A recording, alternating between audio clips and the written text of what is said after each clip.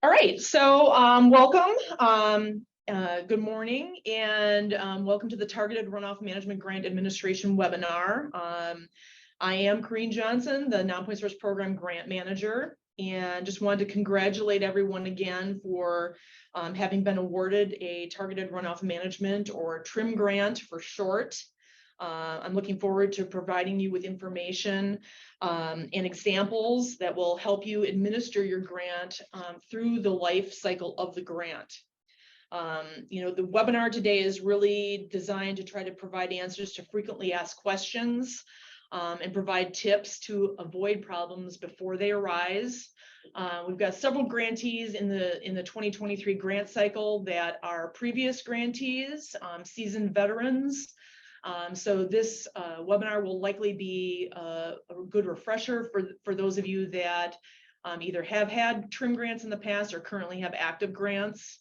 But we're really trying to, again, avoid problems before they arise and hopefully prevent any delays or complications, particularly during the processing of your reimbursement requests. So here are some of the key steps in the grant process that you should all be aware of. And we're going to be reviewing each of these process steps in the webinar today. The grant agreement, the cost share agreement approval process, the reimbursement requests, amendments and variance requests, and then finally the final report and letters of compliance. And like Whitney mentioned, the webinar is going to be recorded today, or is being recorded. But I will also send a PDF of the slides out to everybody after the presentation today. So we want to really just try with this webinar, try to make the grant administration process as easy as possible for you to navigate, considering that your grants are anywhere from 2 to 3 years long. So the first step in our grant process is the awarding of the grant agreement. And all of you should have received your grant agreement. I know that probably 3/4 of you have already signed and returned your grant agreement, which is fantastic. Those of you that have not signed your grant agreement yet, some of you have let me know that you've got some delays based on needing committee, board, whatever approvals, which is great. If you haven't gotten in touch with me, please do just let me know what the status is. Hopefully all grants will be signed and returned to the department by March 1st. And if you haven't read your grant agreement, I encourage you to do so. As we go through all the grant steps, that grant agreement document serves as the foundation for all of the things that we do during the grant process.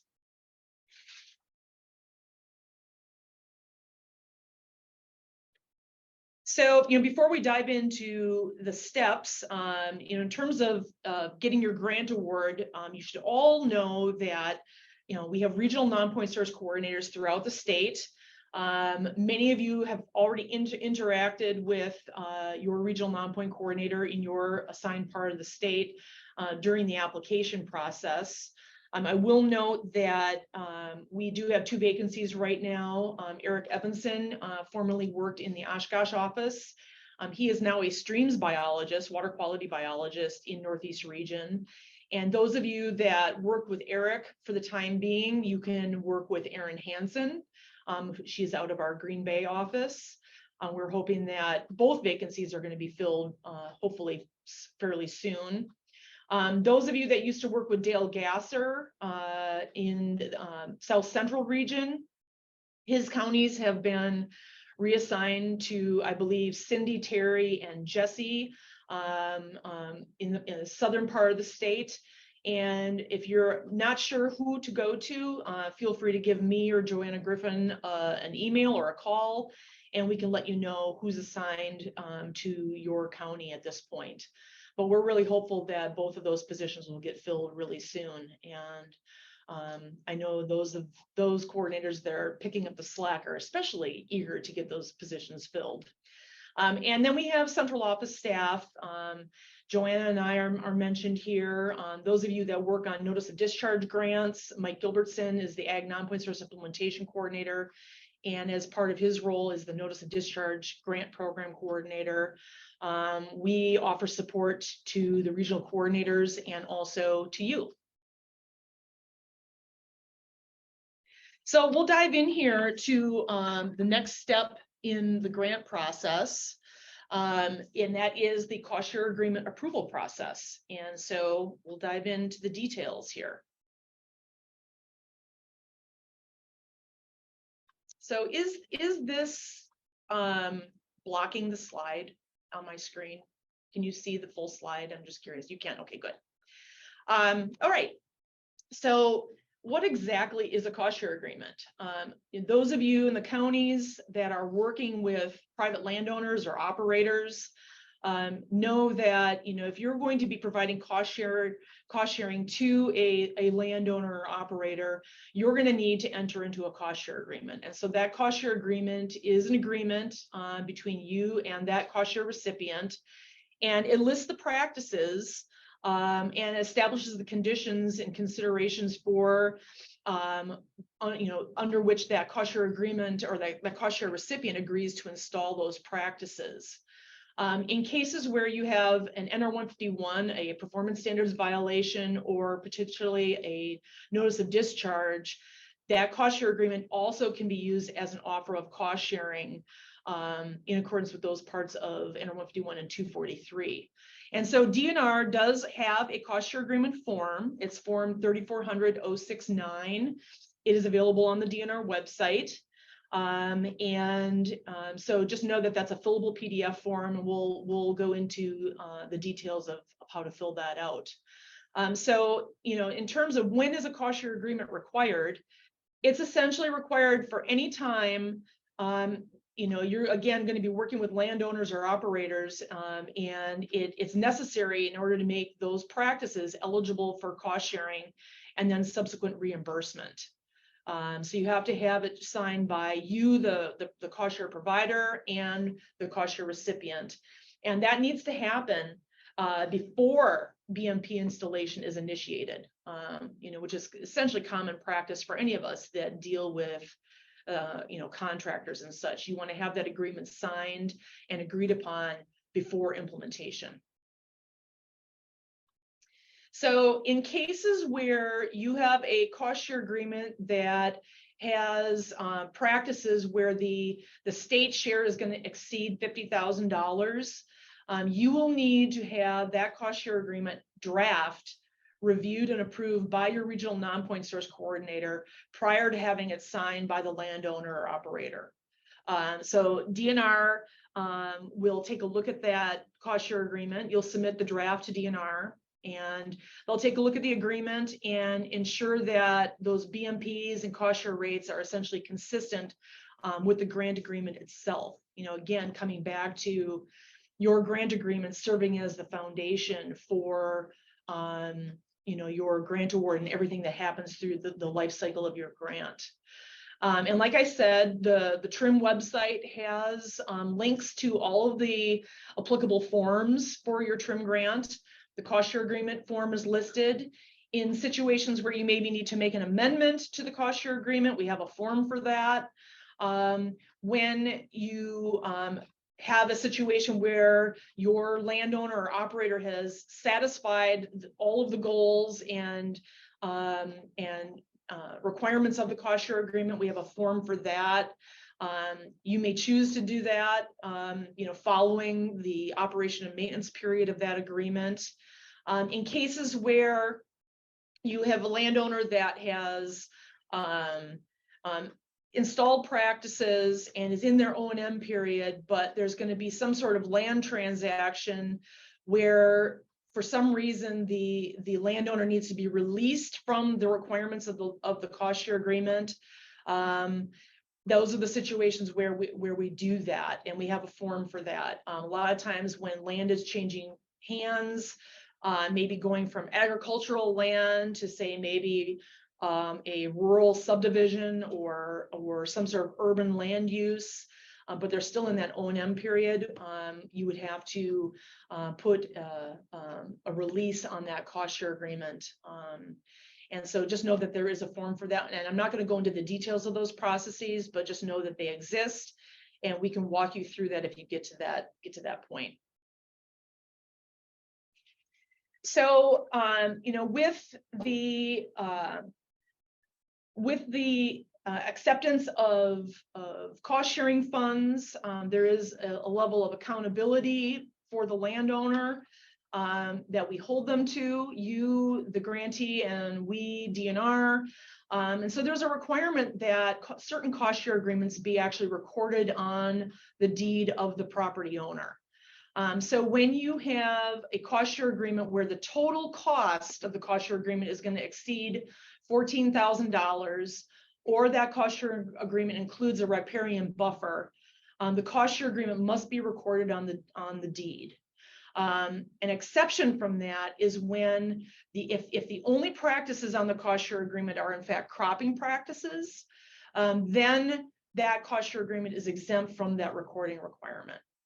But otherwise, if you have a combination of structural and cropping, and that cropping or that cost share agreement exceeds $14,000 in total costs, that needs to be recorded on the deed. And just know that recording fees are an eligible cost for reimbursement. And when you fill out your reimbursement request, we actually have a little practice code for specifically the recording fees, and you would note that in a line on your reimbursement request. That you'd like those recording fees covered at the 70% cost share rate.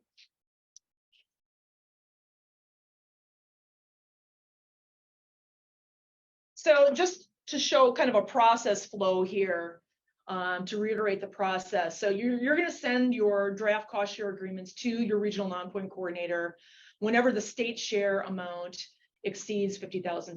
You're going to send that draft for review. Your regional Nonpoint coordinator will maybe provide edits and or just approve that cost share agreement if it's ready to go. Then you'll take that cost share agreement, make sure, again, one final review, provide it to the landowner or operator, and have them sign, and you will sign that cost share agreement. And again, if the cost share agreement exceeds $14,000 total in BMPs or has a riparian buffer on it, you're going to need to record it with the Register of Deeds office. And then finally, you're going to send that final signed copy, as you can do it as a scanned PDF. You're going to send that to the regional Nonpoint service coordinator. If it has only cropping practices, or if it does not exceed that $14,000 threshold, then you can send it straight, that signed version, straight to your regional Nonpoint service coordinator. So the one thing, just some helpful tips here, when you're completing your cost share agreement form, I'm going to say this a lot throughout the webinar, make sure that you're essentially taking information to populate that form from your grant agreement. Try to keep the information through the life of your grant consistent as possible. Then there won't be any questions. Anything from like the name of your project to your grant number, those sorts of things. The form itself is on the DNR website, as I mentioned, and you always want to make sure that you're downloading the most current version of the form from the DNR website. If I make revisions to any of the forms that I mentioned previously, I try to let active grantees know that that has happened, but maybe you'll miss that email or forget, that's fine. So I always recommend that you download your cost share agreement form from the website to make sure that you're using the most current version. The website on the resources tab of the TRM grant website also has instructions and a checklist for you to use that will hopefully be helpful to guide you through the form process. So now we'll dive into a little bit of the details of the form. On page 1 of the cost share agreement form, you start by filling out grant information. It's pretty basic in terms of your name your entity as a county or lake district or town. The cost share agreement number that you assign, you're able to decide that structure. I do recommend that you essentially, award or assign cost share agreements in kind of a sequential numbering order. That's always helpful. You're going to be given, you already were given, a unique grant number that also is from your grant agreement. You'll determine you'll say what kind of grant you've got, and then you'll start filling out the landowner or operator information in terms of their address and location and such. And then for more information, call or contact section, please remember to fill that section out. That's very helpful to both the landowner operator and to us here at DNR, just making sure that that section is complete. Next is the property information section.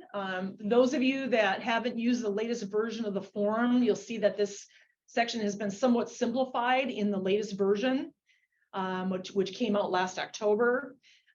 So you're going to need to provide the name of the landowner if it's not the operator. You'll have to provide a legal description, and be sure to include contiguous sites under the same ownership. You don't have to do separate cost share agreements for separate parcels. You can list them all as long as they're contiguous. You can, and under the same ownership, you can put them all in one cost share agreement. And the section that has been somewhat condensed here is we no longer are asking for town, range, and section separately. A lot of times that's in the legal description anyway. But for the sake of mapping purposes, we want to make sure that we get all affected parcel numbers, and particularly the latitude and longitude. And if you've got multiple parcels, clicking this plus button here on the right gives you the ability to add more rows to this. And we use this information for mapping purposes, and you will too probably later on as you work on your final reports. So then on page 2, you've got the landowner and notary signatures page. Any landowner or operator, if it's an operator working separate, it is separate from the landowner, the operator is going to fill out this top section. And again, if that landowner is not the operator, you will also need to have, we'll also need to have the landowner sign. So just know that's really important, particularly in the situations where you have, definitely in situations where you have structural practices. You don't need to have the landowner sign if the cost share agreement only contains the practices listed here, the cropping practices listed here. You do have to have the signatures notarized, so you have to have a notary witness those signatures. So make sure that you do that. And then the last section that you don't see on this page is essentially the section that you complete as the grantee and the cost share provider. And here you can see the fine print, which is very fine. This is the terms and conditions page of the cost share agreement. We're not going to go into the minutia details. I do again recommend that you read the fine print. It's not this fine in your actual agreement, but know that there's essentially general requirements in section A. There are landowner operator requirements in section B. And then you as the governmental unit or grantee, there's certain things that you have a responsibility to do as that cost share provider. So just pay close attention to this and give it a good read. And at the bottom, you'll note that some of the fields down at the bottom actually populate based on what you put on page 1, the CSA number and the landowner or operator name. And then you'll have to have that landowner operator initial and date that page. All right, moving on to page 4. So what we have here is kind of really the meat and bones of the cost share agreement. And then this is the BMP table where you are listing the practices that that landowner is going to install. Again, this should all be done prior to implementation of the practices. So you can see here that we have a cost share agreement where there's 2 practices. We have drop-down boxes. You can assign the field number. That's something that you can decide based on how potentially that farm numbers their fields, especially for the sake of cropping practices. We have drop downs and BMP codes. This BMP code thing is just essentially a shorthand data system number that we assign. But along with that, you'll see the name of the practice in the drop down. You're going to note the quantity of the practice that they're planning to install, the unit cost of the practice, the estimated cost, total cost. You're going to take the cost share rate from the grant agreement. So max cost share rate in general is 70%. That again is a max. You can decide to offer less than that if they're willing. But you can't exceed that unless it's specified in your cost share or your grant agreement, excuse me. So in this example, you need to essentially, there's going to be 1 BMP per line. You can see here in this example again that $350,000 is that estimated total cost, unit cost for that manure storage system. And so in this example, that's the total cost to construct. If you were to apply the 70% cost share rate, that would actually be $245,000. But because this is a small scale trim grant, the maximum is actually $225,000. That's the actual grant cap. And so in this case, you can override that state cost share amount and enter the maximum allowed cost share amount. And that would be the grant cap. So under the state share cost amount, that would be the $225,000. And then the remainder for that practice would go and be the responsibility of the landowner or the operator.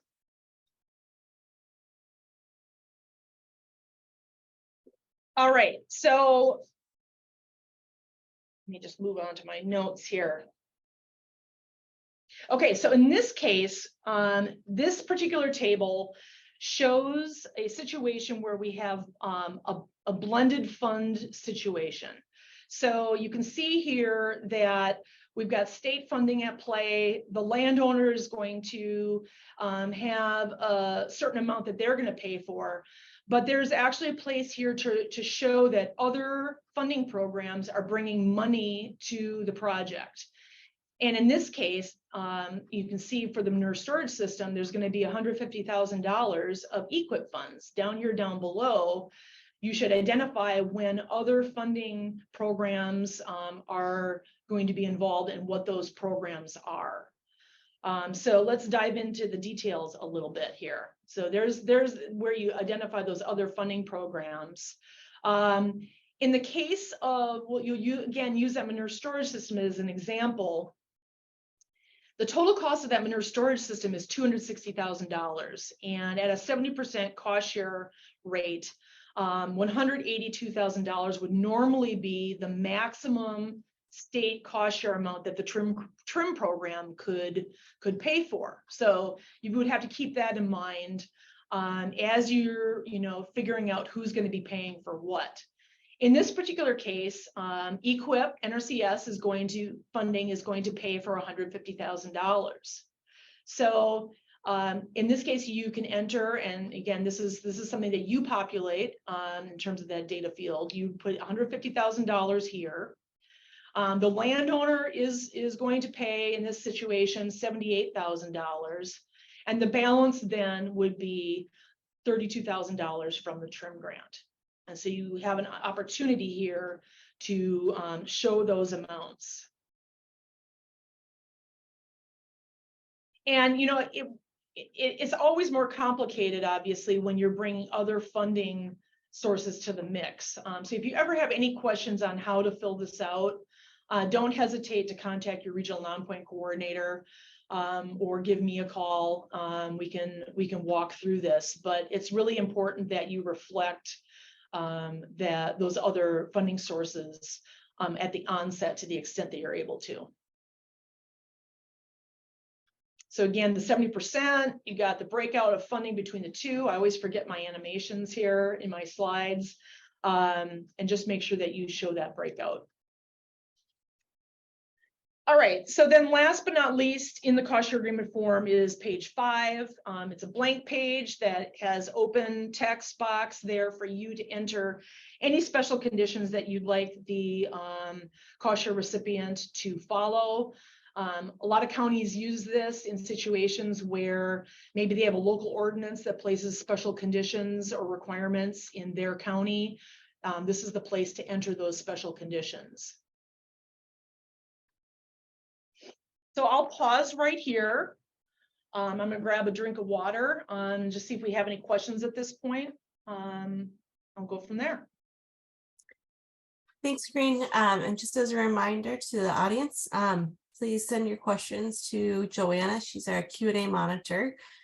It looks like we have one question right now that has come in for you, Corinne. Can you address new versus existing in determining landowner eligibility for cost share funding on large-scale TRM grants? Yeah, I'm happy to do that. That is a really important requirement in the TRM program. In a nutshell, the TRM grant program is only able to fund existing non-compliance with the agricultural performance standards. So how is existing non-compliance defined? Okay, so you're going out to a farm and you find non-compliance with the performance standards. So how do you determine new versus existing? Well, you're gonna be asking the farmer questions. You're gonna maybe be going back to the office and looking at aerial photos, land use photos, land records, your own records of interactions with that farm. And existing non-compliance is determined or is defined as non-compliance that has existed since a particular performance standard was promulgated in NR 151 Administrative Code. So you go back and you can look in NR 151 for the dates when that particular performance standard took effect, and essentially, that offer of cost sharing that can be made to assist with that existing non-compliance was a way to help grandfather in farms that have been out of compliance since that performance standard took effect. So that's existing non-compliance.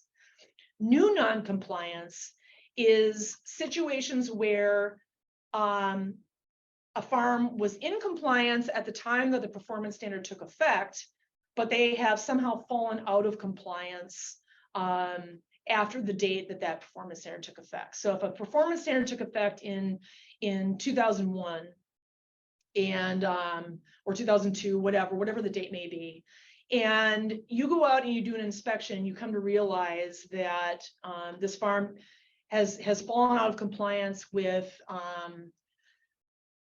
let's say, maybe a failing manure storage system that just started maybe 2 years ago or just started a week ago, that would be considered new non-compliance.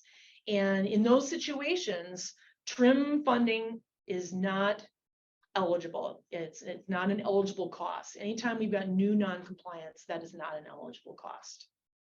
So you're looking for situations where you're able to kind of document and look at your records and even in your conversations with the landowner, be funding situations where there's existing non-compliance. So hopefully that helps. All right, any other questions? I'm not seeing any at the moment here, but yeah, right. just a reminder, send them to Joanna, and if we have any from this first section, we can always circle back if there's time at the next break. So okay, sounds good. We'll have another break here after we cover the reimbursement request process. This is where everybody's ears should perk up. It's probably one of the most important parts of the whole grant process. And, I'm going to reiterate that, what you do leading up to this point can greatly affect the reimbursement process. So making sure, again, that you're doing things that are consistent with your grant agreement, that your cost share agreement is consistent with your grant agreement, and then ultimately you're implementing the things in your cost share agreement that you've signed with that landowner operator, all then sets the stage for a successful reimbursement process. So let's dive into the details here. So again, DNR has a form for this, Form 8700-336. It's on the DNR website, the TRM grant website. And, it's, really important, just as I've said with the other DNR forms, that you provide all of the required information in the reimbursement form. Really helps to ensure that we are documenting, we collectively, both you and DNR, that we're documenting how that state or federal money was spent, and making sure that it's consistent with applicable rules and statutes and funding requirements. And we and you have certain reporting requirements and audit requirements. So it's just really important that you provide all the necessary information. So, when is a good time to come in for reimbursement, or when is really the only time you can come in for reimbursement? Essentially, you have to have practices that are fully installed in the TRM program. So many times in the small scale TRM realm, you maybe have a grant that only has one practice or a couple practices. Maybe you have a manure storage system and a waste transfer system. You can come in for reimbursement on those practices when you have documented that they have been fully installed. A lot of this requirement stems from the fact that many of our structural BMPs are paid for with bond revenue. And it is an expectation of the state bond council that, essentially we're paying for things that are fully installed and ready to go in terms of implementation. So that comes largely from the state bond council. So I would just say, it's not really worth seeking reimbursement until you have fully installed practices, because we'll ultimately just send the reimbursement request back to you. So in the case of a large scale project, obviously you're going to hopefully be implementing dozens and dozens and dozens of practices. But you can come in, again, as long as you've got fully installed practices, you can come in over the course of your large scale TRM project multiple times. We have certain large scale projects where they'll maybe come in either on a quarterly basis, semi-annual basis, or maybe an annual basis. Whatever seems to work for you in terms of kind of doing a batch of installed practices. You can feel free to send in multiple reimbursement requests throughout the year, as long as those practices are fully installed.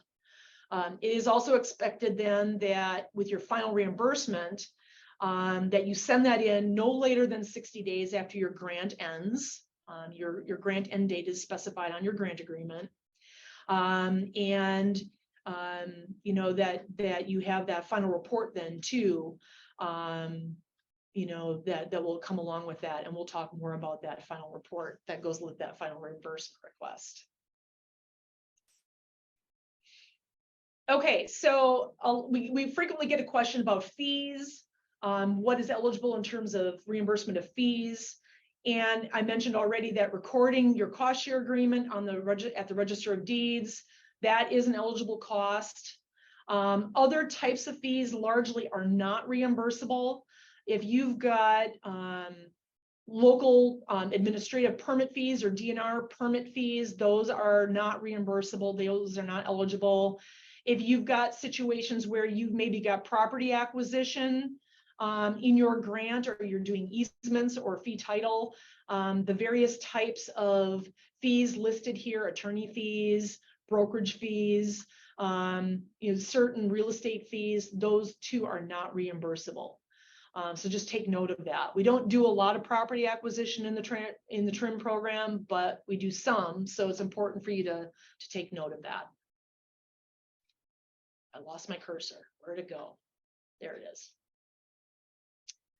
Okay, so those of you that have a large scale trim project, I think most everybody that has a large scale trim project this year has a local assistance award in your grant. Local assistance grant agreement is one and the same, tied together with your BMP grant agreement. It could be a separate thing, but we choose to just bundle them into one grant agreement. And that is that portion of your large scale trim grant that is providing funds to you, the grantee, for staffing activities to carry out activities identified in your project. And those eligible activities are actually listed in NR 153 if you need a refresher on what is and is not eligible. So you would have applied for that local assistance award, and you had a cap that was applied. If you maxed out at that cap, that sets the maximum amount that you can receive for that activity in your grant.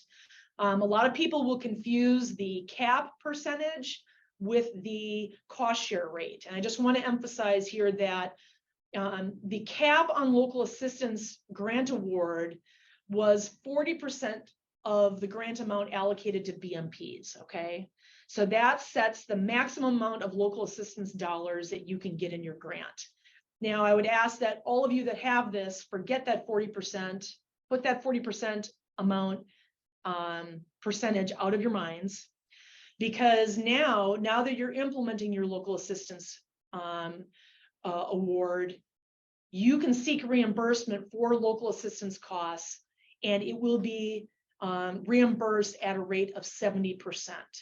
Okay, so you can be doing local assistance activities throughout the life of your project, and just know that the cost share rate for those activities is 70%. And let's see here. And it should, you should be able to see what your local assistance award is, and as a separate budget line in your grant agreement. So if you have any questions about that, go ahead and look at your grant agreement and ask questions of your regional Nonpoint coordinator if need be. So some of you that have small scale trim projects may have a budget line in your grant that is for force account. So force account work is that work that is done by your own employees. Maybe you have staff in-house that are doing design work, construction services, construction oversight, that sort of thing, inspections. Those force account activities are eligible as long as you applied for them in your small scale trim grant application. And the code talks about needing to have this approved, this force account award approved in advance. By virtue of us having awarded it as a separate budget line award in your grant agreement, you have that approval, okay? And the maximum amount of force account, it cannot exceed 5% of the amount of the reimbursed BMPs. So because we have to base that cap on the installed BMP cost, you cannot seek reimbursement for force account until the final grant reimbursement. So we're going to take a look at the actual final cost of the BMPs, and the cap on that force account amount is going to be based on 5% of the BMP amount.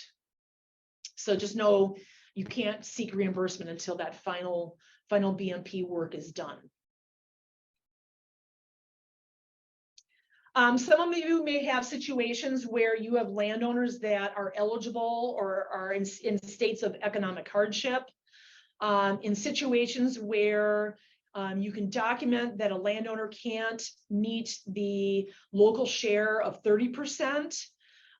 There is an opportunity to provide up to 90% cost sharing. Many of you that have, those of you that have small scale trim projects, you ideally would have let us know this in your grant application, so we could make sure that we gave you the 90% state share as your grant award. But those of you that have large scale projects, typically we offer a 70% cost share rate. Excuse me, if you come across landowners that qualify for economic hardship, you can go through the steps of documenting that and making that determination. And for specific landowners that qualify, we can offer that 90% cost share rate, or up to 90%. It doesn't have to be 90%. But there are required documents. Again, we've got a form for that. There's an economic hardship affidavit form that the landowner needs to sign. There's an economic hardship notice of determination form that we'll talk about a little bit more that you're going to need to complete. And as part of that, you're going to need to get a written statement from the CPA of the landowner or their financial institution, essentially documenting that they have that hardship. And so looking at the determination form, you can see here in number 1, in order to make your determination of economic hardship, you're going to have to get that affidavit from the landowner. You're going to have to get the CPA or the financial institution to essentially make that statement of not being able to provide their local share. And so also then certifying that they would be able to provide the balance, so that 10% potentially. And then, talk about, you're going to provide some description of how you made that determination. And then get that statement from that CPA in writing from the CPA or that financial institution. And then here in this spot right here, you're going to be able to say what percentage you essentially are going to award that's something greater than 70% under number 2. So all of the items in number 1, section number 1, need to be provided, and you'll have to provide this information to the DNR to show, in fact, that they qualify for a higher cost share rate. All right, so let's dive into the details of the reimbursement form. So similarly to the cost share agreement form, you're going to try to take as much information as you can from the grant agreement. The form itself is on the DNR website, the TRM grant website.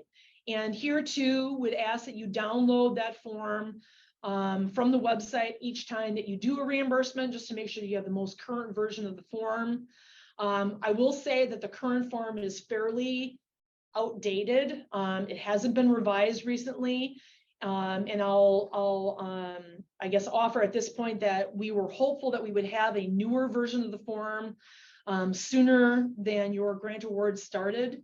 DNR is kind of in transition. I think those of you that have had TRM grants before have probably cursed our forms, just like we have.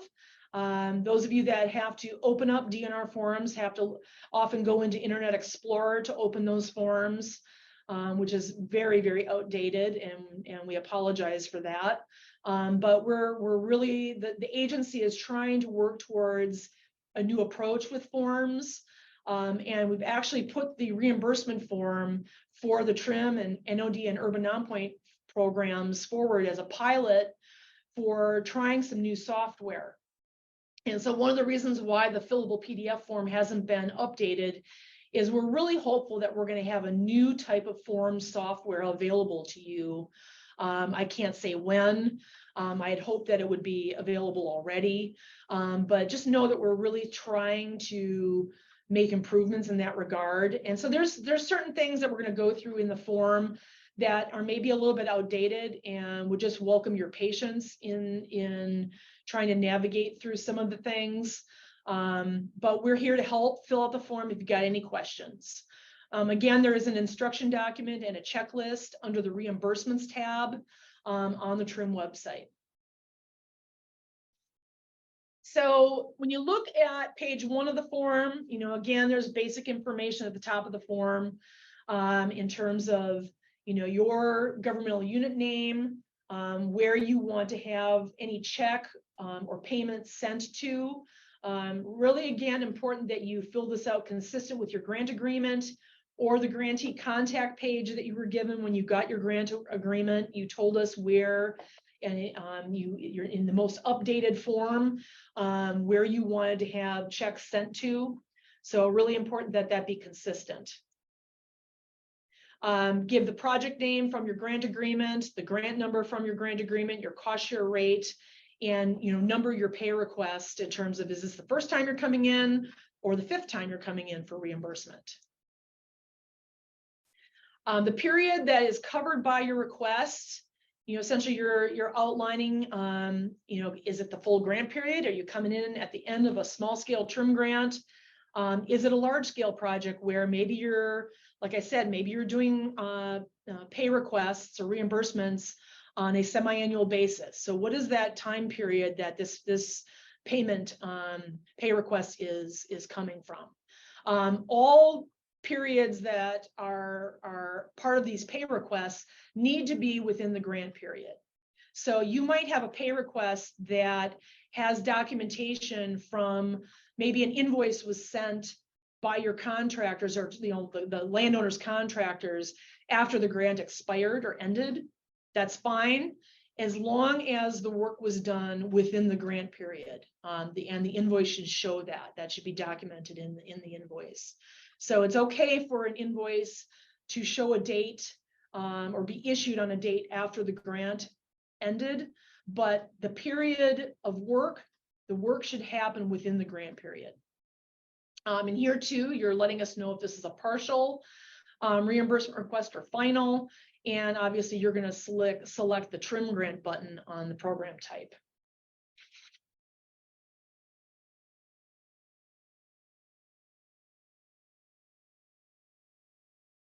So lower down, kind of towards the middle of the page on page 1, you're going to see a table that is going to have some fillable cells, but also some cells that are going to autofill based on how you complete the rest of the reimbursement form. So first off, you're going to be able to fill in your grant award amount and any prior reimbursement amount that you've already requested. Later on, then down the row, there is going to be amount that is going to self-populate from table 1 on the next page of the form. That's going to be the actual amount you're requesting from this current pay request. So just know that will self-populate.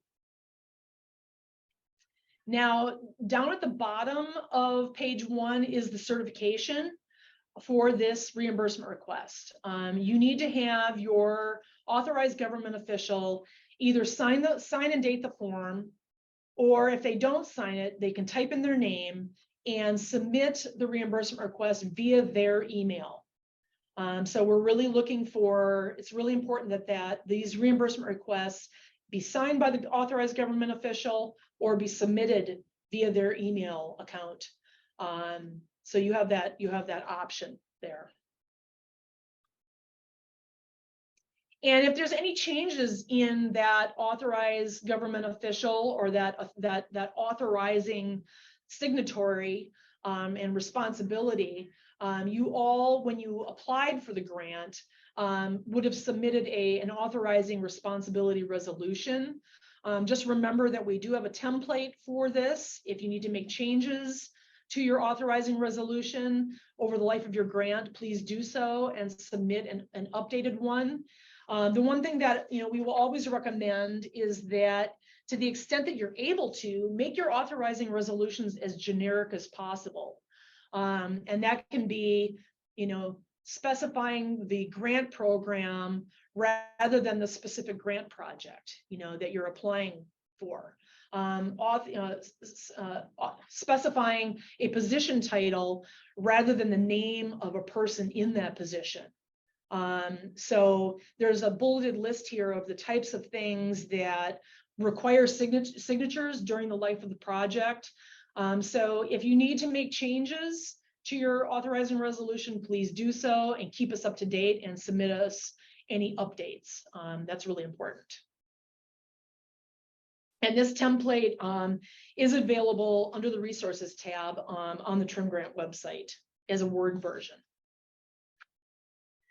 So, okay, so let's dive into the details on page 2. So this is where we really kind of get into the nitty-gritty details of, essentially what you're seeking for reimbursement. You'll see table 1 and table 2. Both of those tables kind of work together in terms of reconciling your documentation in table 2 and then telling us the story in table 1, the actual practices that you're seeking for reimbursement and how much your request is. So we'll, like I said, go into the details here. So for table 1, you can see across the page here that you're going to be identifying who the cost share recipient is.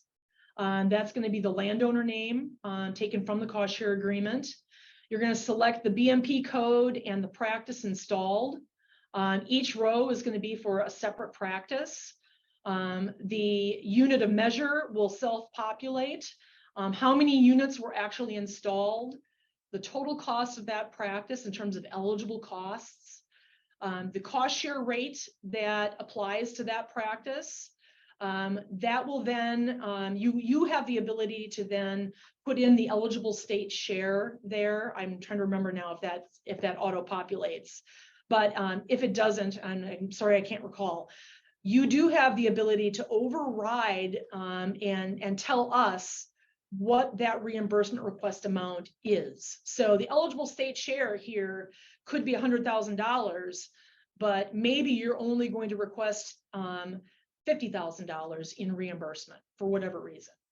And then last but not least, you need to tell us whether that practice is complete or not. In the case of trim projects, the practice should always be complete. The only time we allow someone to essentially check the no button is in urban non-point source planning projects, where maybe they are partway through the development of, say, a stormwater management plan. That is a whole different ball of wax. You should always be able to say that the practice is fully complete, and we'll be looking for that. So let's show an example here. You can see here again, we've got the landowner name. You can see the drop-down list for practices. So you're gonna select which practices were actually installed. And then as we go along here, I'm just gonna give a few reminders and tips. So each practice, again, needs to have its own row. You really, you're not going to be able to, historically you had the ability to write in multiple practices in one row. You can't do that anymore by virtue of the drop-down boxes. The reimbursement request column, again, has to specify that reimbursement amount. You can't leave that column blank. We're not going to just assume that you want the eligible state share in the left, the column to the left. You have to actually tell us what that reimbursement request amount is, even if it's the same as the eligible state share. And when you have a whole bunch of invoices for a whole bunch of practices, or even just one invoice, but it's really not telling what that invoice is for. Let's say an invoice has multiple practices listed on it, or it's for multiple practices, but the practices aren't listed. It's really helpful for you to delineate and notate on the invoices which invoices go with which practices. That will really help to speed things up. And same with the second, or this last bullet. If an invoice includes costs that aren't eligible or are not being sought for reimbursement, please notate on that invoice those things that are eligible. Notate the difference between what is eligible and what is not eligible. And if it helps, you can even create a separate table spreadsheet and provide that to specifically show which costs you're seeking reimbursement for that are eligible.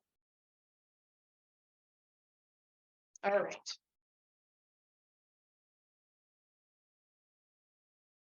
All right, so we're going to break down now table 2. Like I said, table 2 is very much tied to table 1. And table 2 is where you're going to take your proofs of purchase, things like an invoice, examples, other examples are accepted bids, work orders, contracts.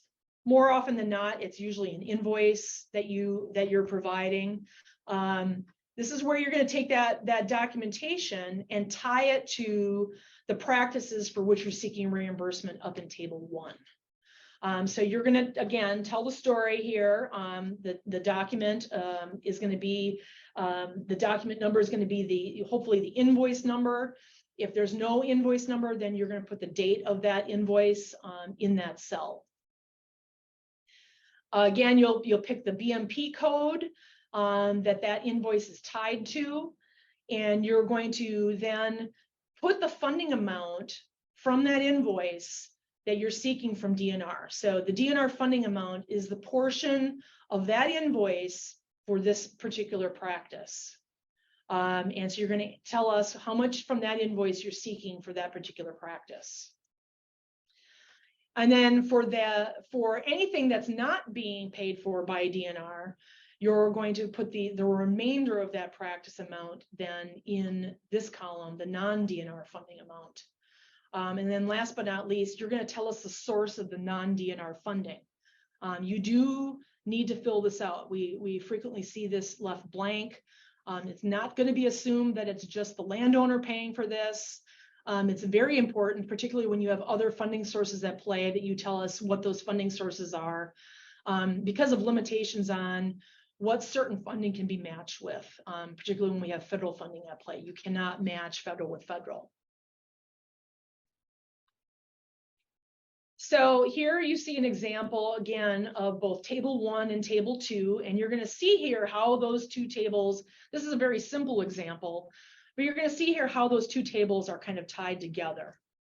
So you can see that the total BMP expense in Table 1 must match the grand total of BMP expenses in Table 2, those yellow circles. And then the amount that you're seeking for reimbursement in Table 1 must match the DNR funding amount total in Table 2. So again, this is where you're kind of reconciling your request with what is in the funding documentation, the reimbursement documentation. All right, so we're going to show here a little bit more complicated example that has more than one practice and more than one invoice. So you can see in Table 1, each BMP was listed in a separate row, and each BMP has associated proofs of purchase then in Table 2. So the manure storage in the pink is linked to the first 3 invoices in Table 2 in pink. And you can see here that the reimbursement, the eligible state share is $175,000, but you, the county, are only seeking reimbursement and requesting $100,000 for that particular practice.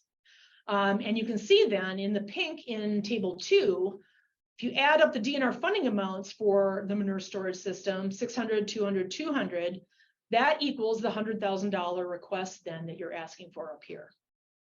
And then the same for the waste transfer system. The eligible state share is $140,000, but you're only seeking $50,000 for that waste transfer system, based probably maybe on the grant cap or your maximum grant award here.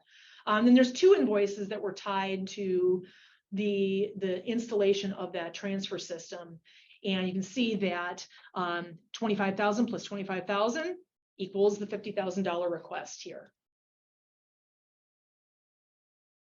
So again, the BMP code needs to be selected for each proof of purchase.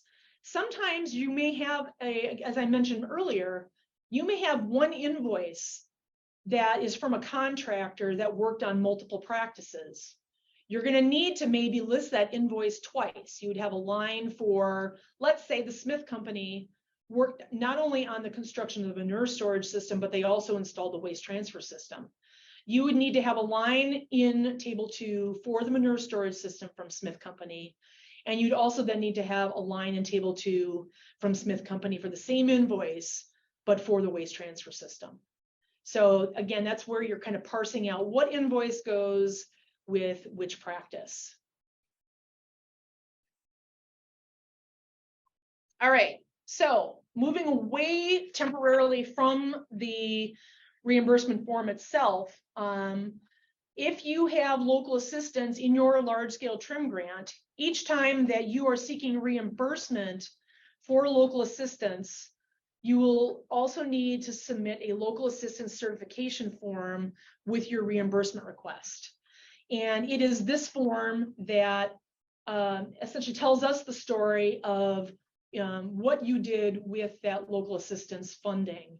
And so you're essentially gonna start by filling out Part A and checking one or more boxes in to essentially say, are you going to ultimately be seeking reimbursement for labor, supplies, equipment, and then that will guide you then to fill out the appropriate other sections of the form, and it will populate the other sections of the form that you need to complete. So in this case, more often than not, you're seeking local assistance reimbursement for labor.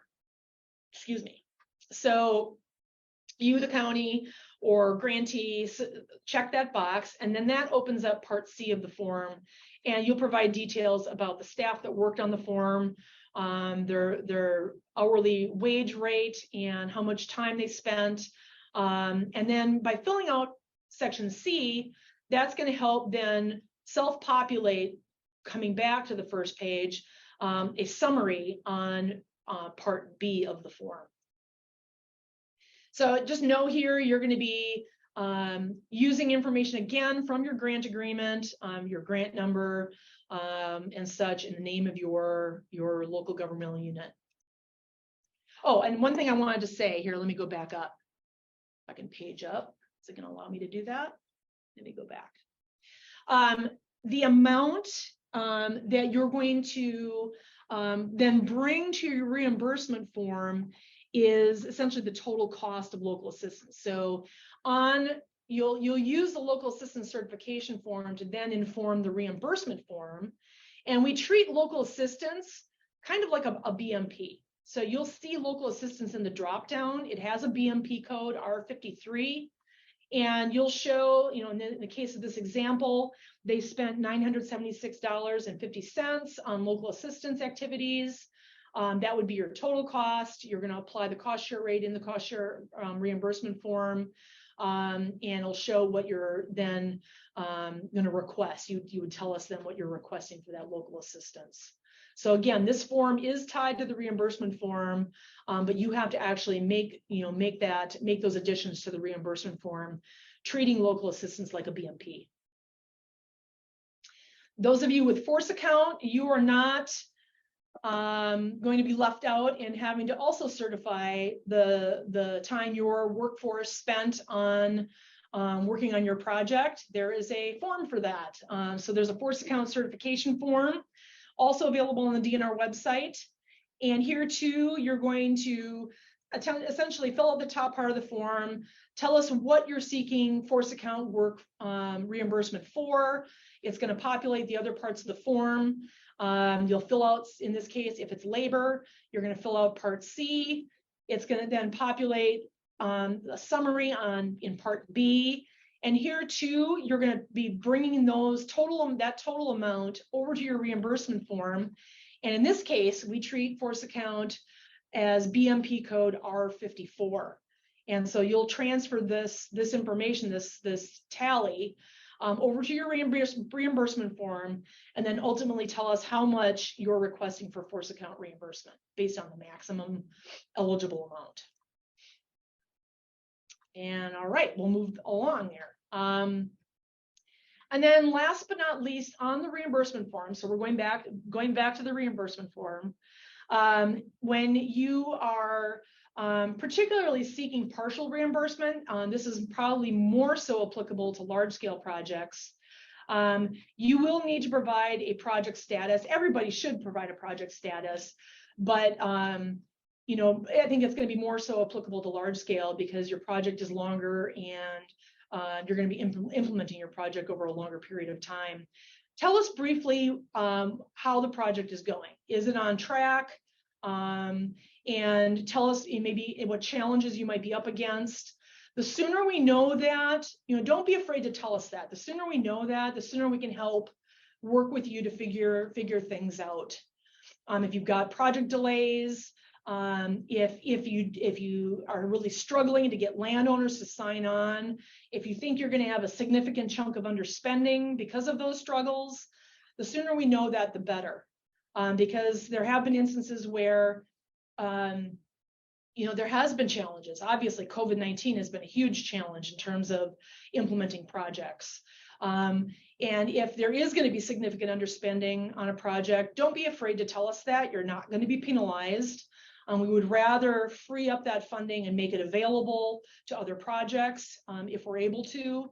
But there may be instances where we can, like I said, kind of help you to move things along with your project. Project installation does need to be verified. That's one of the responsibilities of you as a grantee, for inspecting and verifying practices that have been installed and certifying that. And so we would just ask that you fill out that section as well. And then ultimately the last section is once you submit your reimbursement form to DNR, to your DNR regional Nonpoint coordinator, they will fill out that last section when they complete their initial review before essentially sending it on to me in central office.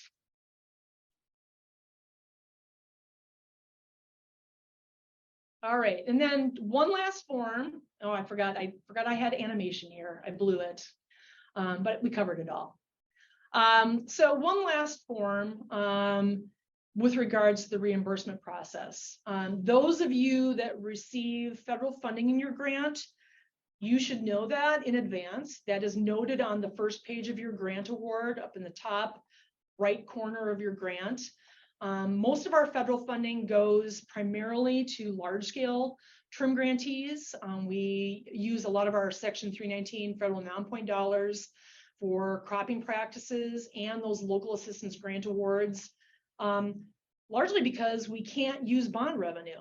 Most of our state funding that we have at play is bond revenue, and we can't use bond revenue for cropping practices or staffing costs like the local assistance activities. So when you have a grant that has federal funding in it and you're seeking reimbursement, those of you that have federal funding also need to submit a grant partner cost sharing or matching report. It is Form 9300-230. It is on the reimbursement tab, and it helps to kind of tell the story of where the matching funding is coming from, whether it be federal funding paying for the state share, and then maybe it is the landowner providing funding for the local share, or some other grant program. It's going to help tell that story. And this is something that is ultimately, this form itself is actually required to help both you as a sub-grantee of that federal funding, help us then meet the federal uniform guidance for the grant award, the federal grant award. So just know that you as a federal sub-awardee will receive a letter each January from me. I just sent out those letters to existing grantees that actually specifies the amount of the federal award and the reimbursement amount that you received from the previous year. That's a letter that you should share with your financial staff for auditing and reporting purposes. So each time, like I said, that you submit a reimbursement, you will need to fill out this matching report, but you will get a tally of those federal reimbursements each year. All right, so questions about the reimbursement process. I know that was a lot.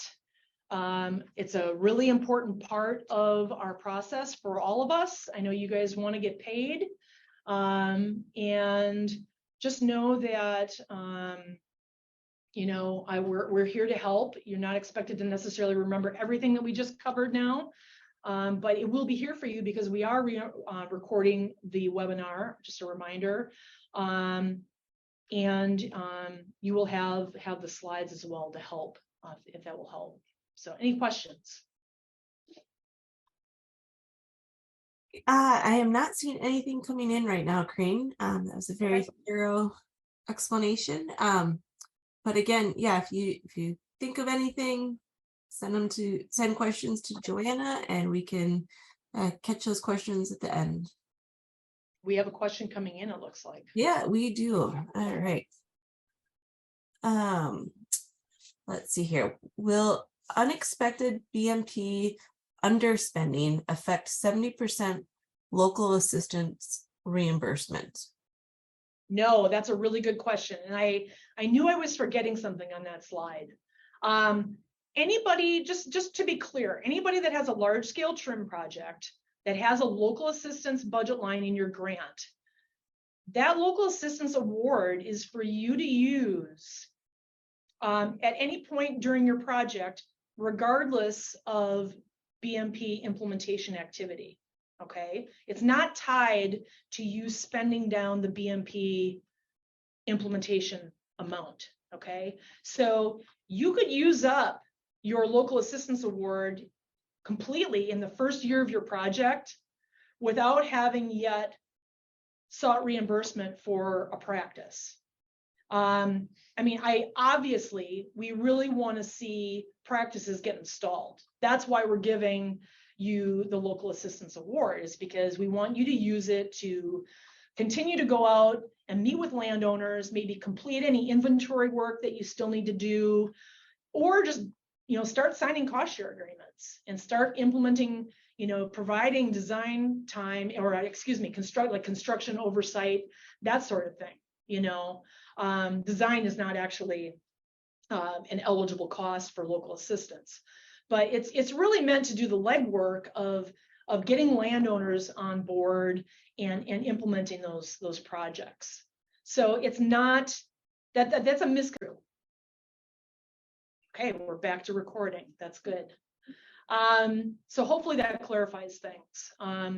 You know, we really, again, you know, we do want to see you getting those signups and getting practices on the ground kind of happening at the same time. But we know that there's a kind of a chicken and egg process here. So hope that helps. Great. We have another question that came in. How do we handle flat rate payments in the reimbursement form? By default, the cost share rate is 70%. Yes, that is a nightmare. I apologize in advance. That is one of those things that we want to fix on our form. Okay. And this actually kind of, I think, applies to the completing of the table and the cost share agreement as well. For any of you that are using flat rates for cropping practices, philosophically and not even philosophically, truly, those flat rates are treated as 70%. It's a quick and easy way to say you are offering 70% to the landowner.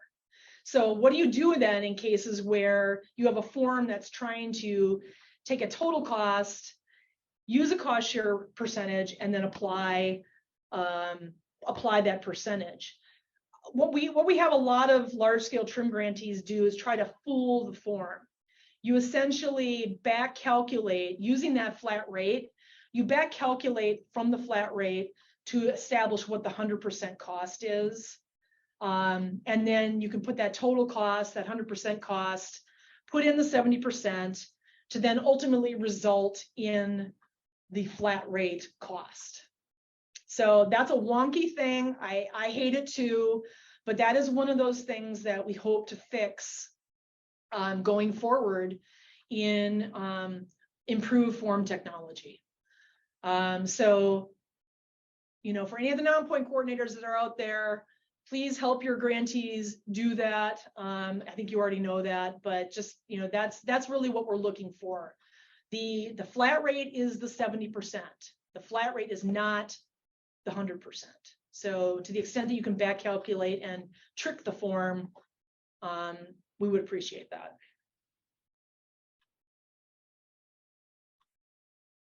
Any other questions? We might have one coming in. Give a second here. I think that is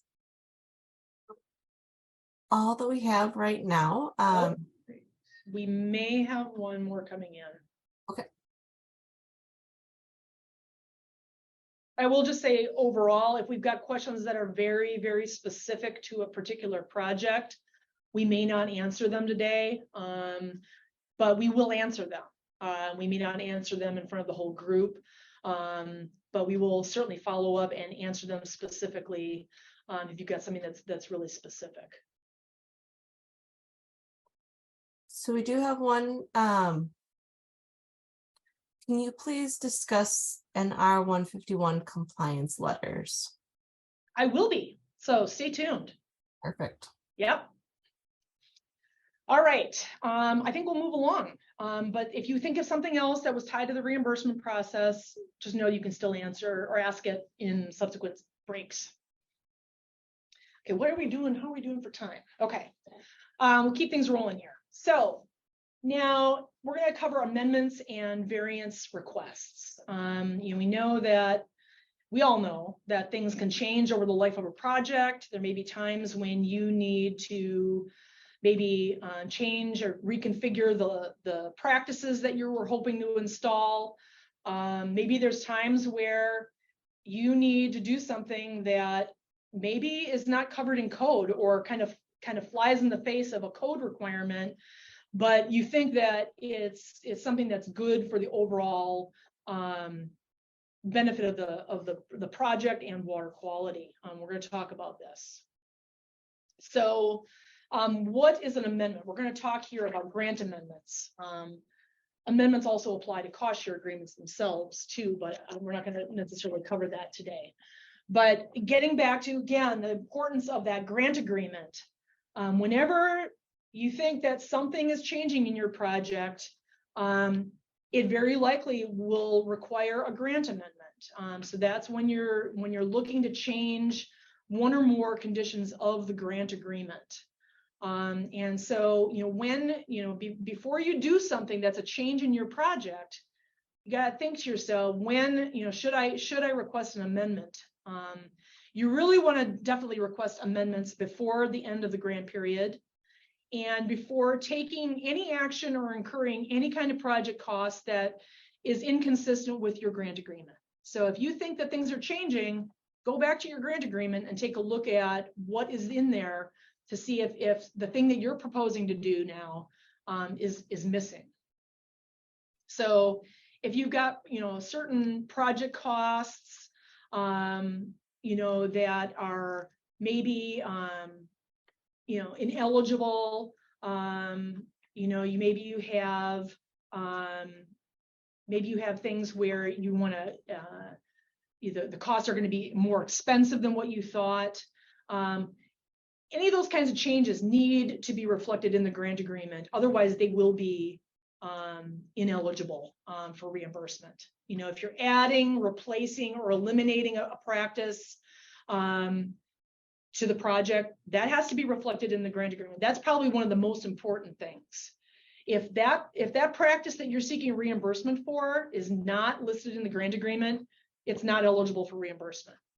So this is probably more so important for small scale projects. Large scale projects, you're going to be working probably throughout a watershed. But if for some reason you're changing the location of a BMP, the project area, in some cases we've had situations where maybe we've had to move to a different farm for whatever reason. That doesn't happen very often. If you're changing the location, this is more of really an urban grant issue. That definitely needs a grant amendment.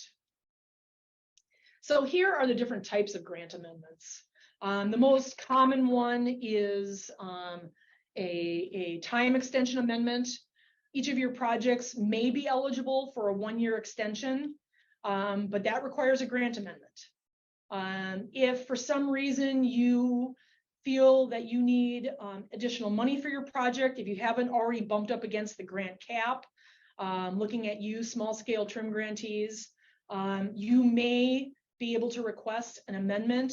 You have to, with any of our amendments, you're going to have to provide some justification for any of these things. But budget increases, you would then be trying to increase the state share amount. If you need a budget line item transfer, let's say you want to take some of your local assistance money and move it to the BMP budget line, that would require a grant amendment. Again, if you're adding, removing, or replacing BMPs, or you're somehow changing the location of your practices, again, not so much applicable to TRM grants, more so we see this in urban non-point source grants. That's a scope change that would require an amendment. And for any other weird, wonky situation where you're making a change to your project and you're not sure if it requires an amendment, that may kind of fall under the other category. Talk to your regional non-point coordinator. Ask questions before you start making changes to your project, because it may kind of fall in under that other category. And here too, we have a form. Amendment request form is available under the resources tab on the TRM grant website. It's the same form for all of our non-point related grant programs. And the form has just kind of a sequence of questions that kind of walks you through and helps you think through what it is you're actually proposing to change about the project, and it helps you determine if this is an extension amendment, substitution, or like a scope amendment, or a budget amendment. And then there's additional questions that you will need to answer based on what type of amendment you're seeking. And there's an example of the completed form. And again, it just helps you walk through kind of your thought process of what you're proposing to do. And it helps us kind of hold then that amendment up to your original project, and see really the grand scheme of how things are changing. Oh, I just want to say that when you complete these forms, these amendment request forms, you will need to send them to your regional non-point source coordinator. You can pretty much assume that for any kind of major budget step, grant step, you're going to be submitting forms to your regional non-point coordinator. They are your main point of contact throughout the life of your project. So variances, I touched on this a little bit in the intro.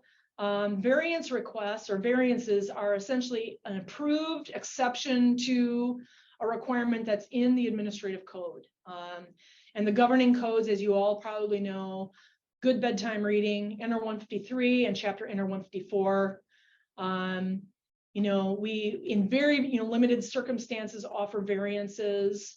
So when are they allowed? Again, you're going to need to provide some justification for why you're requesting a variance. If you need to kind of show that it's necessary to really implement the project and meet the water quality objectives of that project. There may be certain special circumstances at a particular site that really afford the need for a variance. If it's, and us too, we're going to be looking at, is offering that approval in the best interest of the program. The codes were put in place for a reason, trying to really implement a program consistently across the state, but we all understand that there can be unique circumstances. It will be a flat out no. If we realize, hopefully it doesn't even come in as a variance request, we try to work with you to determine if something is a requirement in code versus statute. If a requirement that you're seeking a change for is in statute, we can't provide variances to statute. So just know that. The most common type of variance I think that we offer is to extend the length of the grant period beyond the maximum. In the case of, and this really is more so for small scale TRM projects, you are offered and may be eligible for a 1-year grant extension. We can potentially offer you a variance or approve a variance to go to a 4th year in limited circumstances. That would be an example of a variance. The code offers you that 1-year extension. We may be able to offer you a variance to go to a 4th year. Unfortunately, for large-scale TRM projects, you can't go beyond that 1-year extension, because in statute, the statute says that TRM projects can never exceed 4 years. So just know while you're implementing that large scale TRM project, really make those 3 years count, and know that 1 year extension may be essentially all that you're going to get. So here with variances, you're going to submit a written request to the DNR. It can be in the form of an email. Ideally, it should be coming from your authorized representative. You'll be wanting to cite the specific code section from which the variance is requested. If you need help in determining that, we can help you with that. You're going to want to explain the circumstances that justify the need for the variance. Factors such as good cause, things that are beyond the control of the grantee, or situations of financial hardship that maybe have caused delays. That's an example of potentially needing the time extension. You're going to provide some justification. And then we have a Nonpoint Source grants team. It's a staff and management team of staff in the runoff management program, and also staff in the Bureau of Community Financial Assistance. I work in the Bureau of Community Financial Assistance. Joanna Griffin is in runoff management in the watershed management program. We have it's a combination of management and staff that works together to determine whether or not that variance is essential to the project and to the program. And if it's approved, you will get a letter ultimately. Actually, you'll get a letter either way if it's not approved. You'll be getting a letter that would, in many cases, result in a grant amendment, but then also an approval letter or disapproval letter from my bureau director in the Bureau of Community Financial Assistance, and that's currently Jim Ritchie. So just know that you would get something in writing, an email from a DNR staffer, such as your regional Nonpoint coordinator. They may copy you when they submit that variance request to me here in Madison. They may recommend approval. They hopefully will be recommending approval, but that in and of itself is not the variance approval. So be looking for, hit the button too quickly. Be looking for a letter from the Bureau of Community Financial Assistance. Hopefully you won't even have to go there. So last but not least, we're not going to pause here, but we will at the end. We'll have one last Q&A session.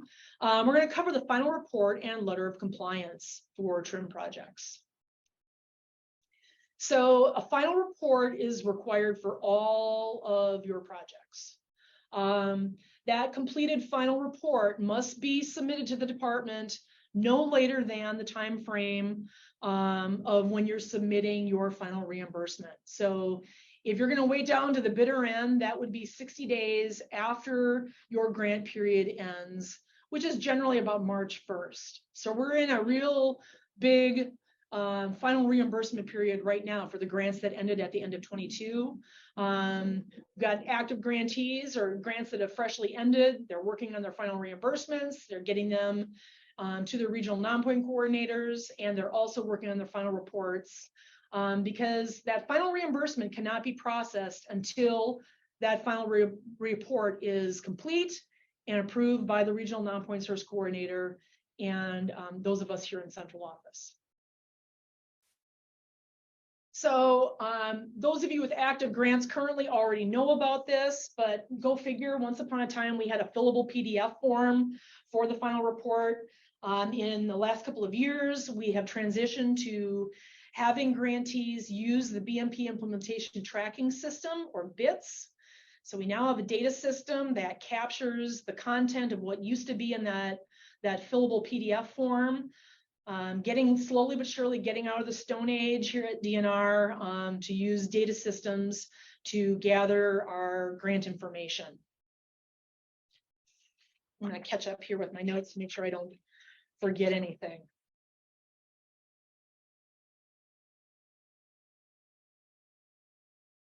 All right, so next, Just want to highlight a little bit.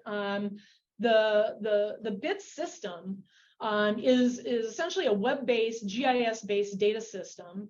And like I said, it's gathering the same data. You're not, in fact, it's actually, you're having to provide probably less data, fewer data elements than you did on the PDF form, just based on how the data system is arranged. But largely it's equivalent to what used to be in the PDF form. The NOD grant program and the Urban Nonpoint Source Construction Grant Program also has modules in BITS for their final reports. So any of you that also apply for those types of grants, you will be submitting your final reports in BITS as well. And we have a page on the DNR website that is specifically for BITS, and we're going to talk a little bit more about that. I will note that not as likely for those of you in the county realm, but we have an Urban Nonpoint Source Planning Grant report module currently in development in BITS. So pretty much anybody that has any kind of runoff related grant is going to be expected to provide their reporting in the BITS data system. So here you can see a snippet of, this is actually the TRM grant website up here at the top, that speaks to the need to submit a final report. And like I said, for the last couple of years, we have been using BITS. And this was mentioned in your grant agreement and also the cover letter that came with your grant award. So there will hopefully be no surprises to anybody when it comes time to actually do your final report. You will be doing it via BITS. And then on the BITS website, there's a whole bunch of training resources. We're not going to go into a full-blown BITS training session because we do actually have a user manual. We have a quick reference guide. There's a tutorial video. We have given webinars on, and they've been recorded, and links to them, both the slides and the webinars themselves have been recorded, and you can go and educate yourself on how to use BITS. But know that we are here to answer questions. Molly Richardson, you may see her name in your inbox over the life of the project. Molly Richardson is our BITS data manager. She is great and she's extremely helpful. And just know that, you know, it would be probably good for you to kind of educate yourself about BITS if you're new to BITS. Educate yourself sooner rather than later. Kind of get used to what it's all about. I don't think it's too daunting, I will say. And it's great that, particularly for those of you that have large-scale TRM projects, you do have the ability to upload batches of data by using shapefiles. You don't have to necessarily do manual data entry for each practice that you're implementing in your project. And so there's instructions and a template for how to structure a shapefile for your data set. But just in general, I'm going to just point out that, you know, what's expected. So in general, you know, you're going to be expected to provide BMP and load reduction data. You know, tell us what BMPs were installed, the type and the quantity installed. What were the load reductions achieved from the practices that were installed, both for, well, it's a trifecta here, phosphorus, nitrogen, and sediment, based on what pollutants apply. You're going to tell us what model you used. In your grant application, you essentially told us what your project evaluation strategy was going to be. And then this is the follow through. What modeling are you going to do? And what model did you use to generate those load reduction estimates? And you're also going to be sharing the total BMP cost for the practices that were implemented. Now, compliance requirements. You know, I would say the vast majority of our TRM projects are working towards achieving compliance with some sort of performance standard. Certainly the non-TMDL TRM projects, you are required to be implementing some practices that are achieving compliance with the performance standards. That is a requirement of your project type. On the TMDL side, many TMDL projects are achieving both compliance with the performance standard and maybe in some cases going above and beyond to meet the load reduction goals associated with a particular total maximum daily load or TMDL. So for any of the projects that are actually achieving compliance with the performance standards, there are reporting requirements and compliance determination requirements associated with your projects. So, you know, you're going to be expected to tell us in bits which performance standards were addressed. If you submitted a notice, hopefully you did, but if you submitted a notice, was it an NR 151 notice, a non-compliance notice, or an NR 243 notice? Some TRM grants are actually still being used to address NODs. Not quite as much anymore now that we do have we've had a full-fledged notice of discharge grant program for quite a while. Was client compliance achieved, yes or no? And then you have the ability to upload those notice and compliance letters into bits. So again, with the bit system, you will be able to provide all of the necessary attachments with your final report that you always did with the PDF report historically. Pre and post implementation photos, make sure you get those pre-photos before things get rolling. You'll provide an aerial photo map with BMP sites labeled, in addition to going into bits and actually mapping your practices in a GIS-based map. The load reduction modeling documentation will need to be provided. And if you committed to doing any kind of water quality monitoring, those monitoring results should be uploaded into bits. And then, you know, again, you're going to be attaching those attachments to each BMP. The good thing in bits is that you can upload those attachments at the project level. Many attachments, such as like the aerial photo map, may apply to you know, multiple practices. So you're going to be able to upload the attachments once, and then bits gives you the ability to then assign those attachments to applicable BMPs. So now we had a question about compliance letters. Whenever practices are installed with TRM funding that achieve compliance with the performance standards, it is expected that you send a compliance letter to the landowner or operator, notifying them that compliance has been achieved. And so here you can see an example compliance letter. I'm sure that all of you, given that we're 20 years into having the performance standards, you probably all have your own versions of these compliance letters. But just to be clear, we want to just make sure that you have the right information being given to the landowner to, just be, fully upfront with them about essentially what has been accomplished by their project. So first off, you can see in this compliance letter that you are identifying the performance standards that were brought into compliance by the project. And then you are identifying the name and location of the facility where that compliance was achieved. So you can see kind of a simplified version of the name of the farm and the kind of the legal description of where those performance standards were achieved. You're going to remind them that they are required to maintain compliance and in perpetuity, regardless of future cost sharing. Essentially, TRM funds, other funding sources may pay for new non-compliance, but as I mentioned earlier, TRM, if they fall back out of compliance with a particular cost sharing or particular performance standards, TRM funds may not be used to bring that part of the facility back into compliance. That is an ineligible cost in the TRM program. So you want to remind them of their compliance maintenance requirement here. So, I think those are the big things. So I think, again, the big thing is make sure that again, you can see a bundling of performance standards. You don't have to send out a separate letter for each performance standard. You can bundle the performance standards. for the suite of practices that may have been installed for that particular facility. I will say that. So we will be looking for these letters.